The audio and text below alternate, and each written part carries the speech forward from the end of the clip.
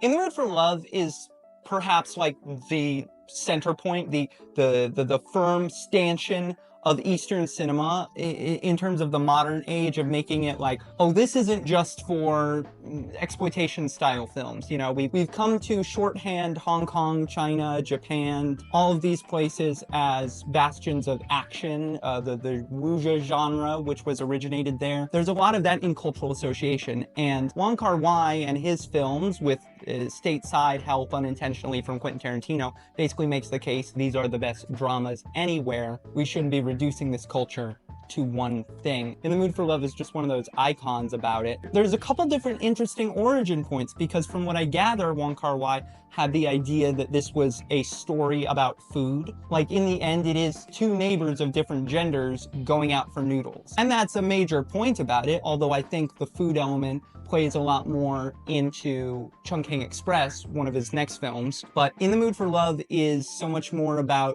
secrets. That's what he wanted to call it, secrets. But then he's like, well, there's a bunch of movies called Secrets. And ultimately the vibe is what dominates the film. So In the Mood for Love kind of came up and it's like, that kind of fits. That kind of really fits. This is sort of like a stealth sequel to one of his other movies, his movie before this, Days of Being Wild. Maggie Cheung plays a character with the same name. Again, it's very loose. And the production was very loose. Maggie Cheung and a lot of the actors would say they would get bits and pieces of script.